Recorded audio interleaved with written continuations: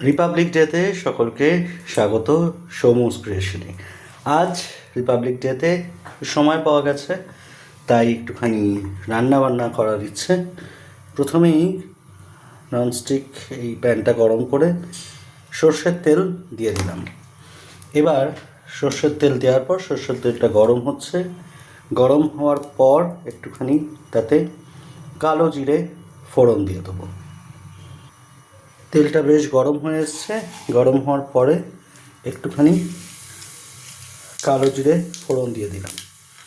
ফোড়ন দেওয়ার পর একটুখানি সিম করে দেবো।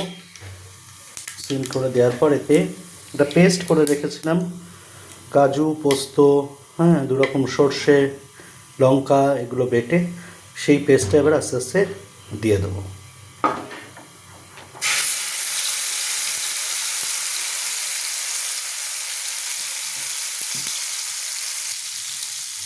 এই পেস্টটা দিয়ে এবার আস্তে আস্তে সিম অবস্থাতেই এটাকে নাড়তে থাকবে এবং সেটা নাড়ার পর যখন মোটামুটি তেল ছাড়বে তখন একটুখানি নুন দেবো, আর এই যে পাবদা মাছ ভাজা রয়েছে সেগুলোকেও একটু একটু করে ছাড়বো। মোটামুটি কিছুক্ষণ নাড়ার পরই তেল ছাড়তে শুরু করবে এবং এর সঙ্গে একটা টমেটো পেস্ট করে দেওয়া হয়েছে। এটা আলাদা পেস্ট করলে ভালো হতো, যাই হোক একসঙ্গে করে ভেবেছি তাড়াতাড়ি। আর এখানে যেটা করব, এর সঙ্গে একটুখানি নুন দিয়ে দেবো, দিয়ে এবার এটাকে ভালো করে কষাতে থাকবো। আমি 3টে কাঁচা লঙ্কা বেটে দিয়েছি, চাইলে আপনারা ঝাল অনুযায়ী আরও বেশি করে কাঁচা লঙ্কা বেটে দিতে পারেন। চাইলে একটুখানি আমাদের একটু ঝালটা যদি বাড়াতে হয় তাহলে সেখানে কিন্তু গোলমরিচ গুঁড়োও দেওয়া যেতে পারে। এবার এটা কষতে কষতে রঙটা একটুখানি চেঞ্জ হবে,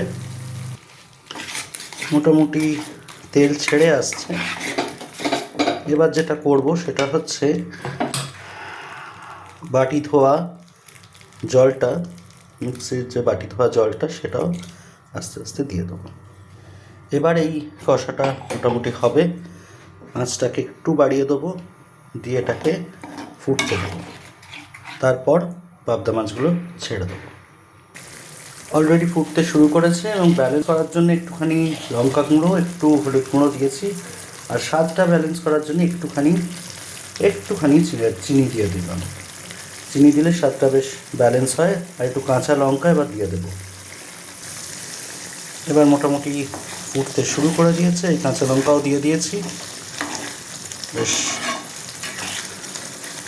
টমেটোর যে কাঁচা গন্ধ সেটাও চলে গেছে। আর একটুখানি কষাবো, আঁচটাকে একটু কমিয়ে দেবো। তারপর তেল যখনই ছাড়বে তখনই আমি পাবদা মাছগুলো এক এক করে ছেড়ে দেবো।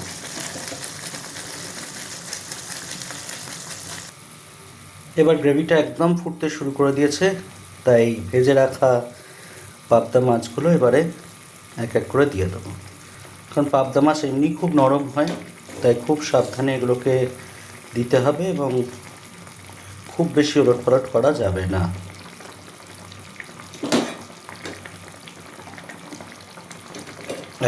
সব কটা পাবদা মাছই দিয়ে দেওয়া হয়ে গেল। এবার কিছুক্ষণের জন্য সিম করে ঢাকা দিয়ে রাখবো, তারপর ধনেপাতা কুচি দিয়ে এটাকে নামাবো। এর মধ্যে টেস্টটা করে দেখলাম যে নুনটা একটু কম হয়েছে, তাই একটুখানি নুন দিলাম, দিয়ে ফুটতে দিয়েছি। একটু গোলমরিচ দিলাম, ঝালটা একটু কম মনে হলো। আর সব শেষে এবার একটুখানি ধনেপাতা দিয়ে নেব।